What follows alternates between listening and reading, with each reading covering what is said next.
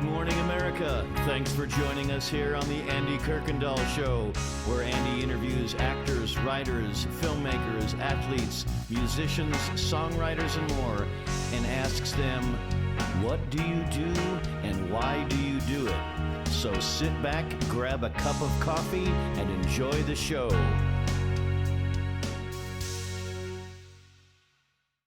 Good morning. Welcome to Morning Moments. I am so glad that you joined us today, whatever platform you're watching this, and actually whatever you're watching it. Today, it's my privilege to bring to Morning Moments Mimi Sagadin. Welcome to Morning Moments. Thank you, Andy. It's a pleasure to be invited. I appreciate it. Well, Mimi, let me ask the question I ask everybody. What do you do and why do you do it? Well, first and foremost, I'm a wife and mother, and been married 37 years. I have two sons that are, of course, they're grown. They're 32 and 28. And but my passion in the arts is that I'm an actress, and I would say my mission is to be an ambassador for Christ in film. I do get cast, and I'm grateful to be cast in many dramas, starting with, I would say my breakout role in film was playing Corrie in Return to the Hiding Place. And that was just a dream come true. And, and after that, I was involved in other dramas, including Princess Cut, and most recently Pursuit of Freedom, where I play a Ukrainian woman who helps children cross the border because their mother was kidnapped and trafficked. So I do get involved in these dramas, which I love, but I started out in improv and comedy here in Chicago, and I had my own improv and sketch comedy troupe called Mission IMPROVable for 8 years, and we did clean comedy. And I love to make people laugh and, really enjoy that. So yeah, I've gone from the beginning of my career from improv and sketch comedy to heavy duty dramas and a little bit in between. And to do it with clean, which is a lot of times comedians use those cheap laughs with vulgarity. Yeah. And it's harder. It's harder to write and do clean comedy. Absolutely. Yeah. But I think it can be done. It can be done. Absolutely, it can be. Sometimes I think people are just conditioned to, it has to be vulgar or dirty to be funny, and but to be able to reach people with clean comedy, and then also reaching them without them knowing it to a bigger and better cause. Absolutely. Yeah. No, we would do that in our improv sketches. It would be clean, but we would put spiritual truths in there. So, you let the guard down when you laugh, that's why I do want to see more films, more comedic films in the faith-based genre. Yeah. I think it's a great way to reach, an unchurched audience for sure. It has to be excellent. Yes, with excellence. That's exactly right. And excellence have really been, it's really been upgraded the last 10, 15 years. You see, we're getting there, and I'm really, it does my heart good. I just came from ICFF, the International Christian Film Festival, and I just feel like I'm witnessing all these young filmmakers, step to the plate. An industry that I've been praying for over 30 years, to see it at this level, and to go to the event and just to see these young actors and artists and filmmakers, producing quality films. They're the next generation of filmmakers, and they've stepped up to the plate, and they're creating excellent work. So it really did my heart good to see, to attend this and to see, what is happening in the faith-based film world. Speaking of faith-based, why faith-based? What draws you to that? Well, first and foremost, as a believer and a Christian,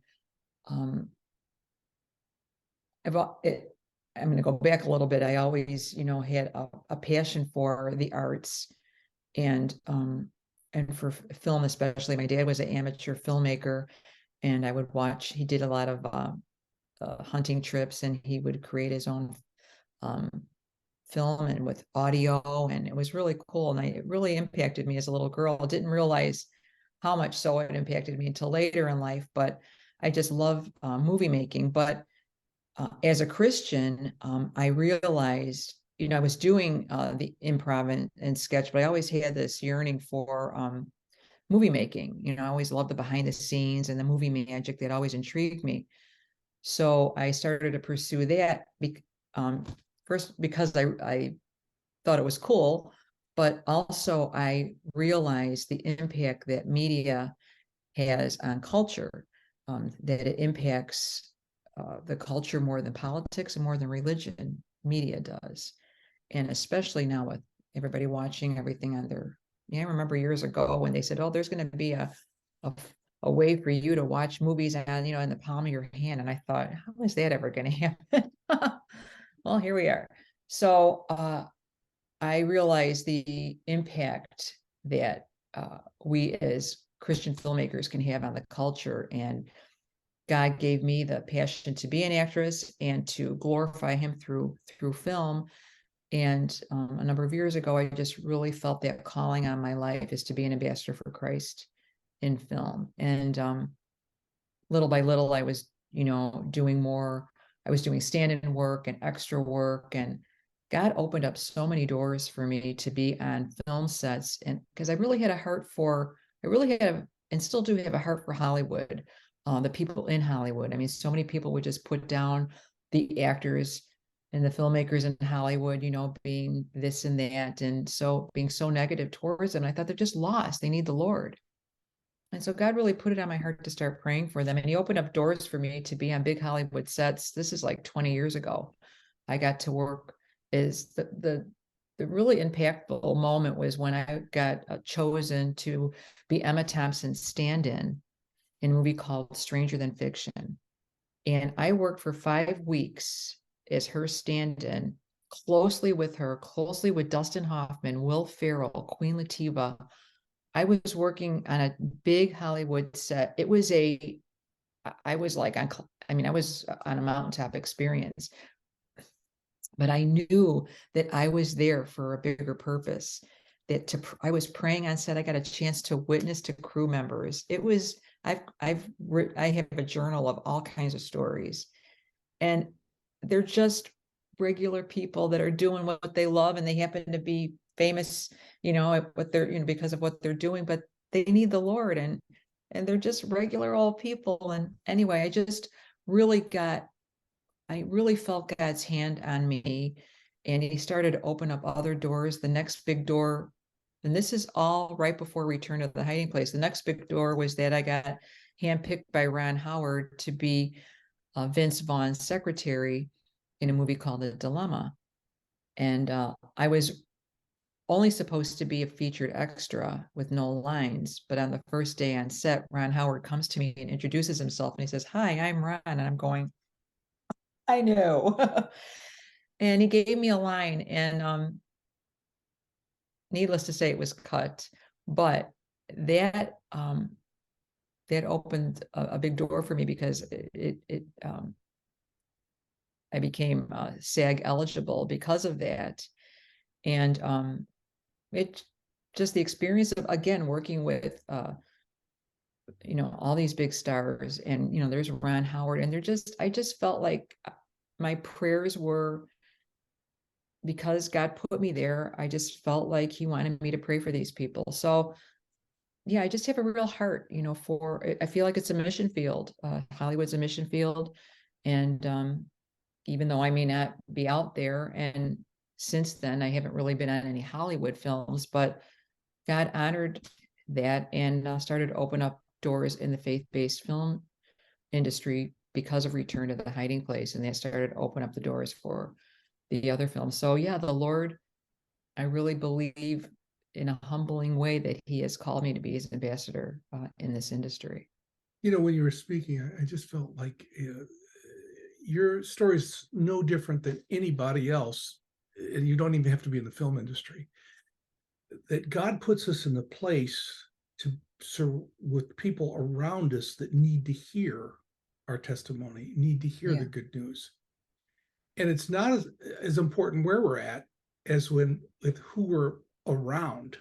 Yeah. And as God opens those doors for us, we need to look around and go, I don't deserve to be here. Why am I here, God? And what can I do while I'm here? What opportunities it's there?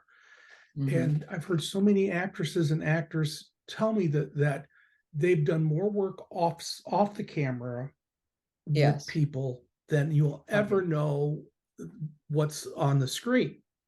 But isn't it the way our walk with Christ is anyway? Is that people come by our pathway for what reason? We need to discover that reason.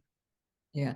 One of the most memorable moments I had when I was on that movie Stranger Than Fiction with Dustin Hoffman and Emma Thompson is during lunch, because we had lunch, with the cast and crew. They treated us just like we were cast. It was pretty cool.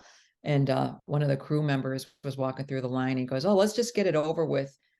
Let's just get it over with and die and see what's on the other side." And I just blurted out, I said, "Well, I know what's on the other side." And we started to talk, and here he was, a missionary kid that turned away from the faith. And he wasn't a kid anymore. And we started to talk, and the cool connection was that his parents were missionaries in the Philippines. And at the time I was supporting a Filipino boy through a ministry. Or no, I was supporting a missionary in the Philippines. And when I told him that, his guard was down and we had a conversation. And it was just stuff like that is just exciting for me. I thought, okay, Lord, I know I'm here for that. And that I also get to be a little girl on set in this big Hollywood movie, so that's how it's kisses from the Lord and opportunities that he gives us when we're open and obedient. We were talking before we came on about my stint with stand-up comedy, and there was another comedian I shared the stage with many times. But one time before we were going on stage, we were talking, and he talked about he was raised in church, and I just had it was the opportunity just to share Christ with him about the redeeming power of Christ, and I'm going, oh, that's why I'm here at this dive of a open mic. I know now, but God does that for us. And it's so cool to know that we have a higher purpose. I said, if I was involved in this industry just for myself, it would be nauseating because it's just all about you. And believe me, it's still, we have to keep ourselves in check because it's so easy for it to become all about you because you have to self-promote and all that. And it's part of it. But to know that you're a child of God and he's called you to this and it's for him, it's freeing. Absolutely. Well, check out her movies, check out the stuff she's done, the things that she's going to be released, watch for things that Mimi is doing. And as we close today, I'm going to ask my audience to do what I always ask. I would like for you to take a few moments, and as soon as this is over, and pray for Mimi. Pray that God would continue to use her in all the roles that she does, as a mother, as a wife, as an actress, and whatever God has for her in the future. You see, Mimi needs your prayers, and you need to practice, folks. So pray that God would use her in a great and mighty way as he continues to put her in the place that she needs to be to bring light to a dark and dying world. Thank you, Mimi. Thank you, Mimi, for joining us today. Thank you, Andy. All right. Thank you for joining us. Pass this interview on. Keep coming back, and may God richly bless you.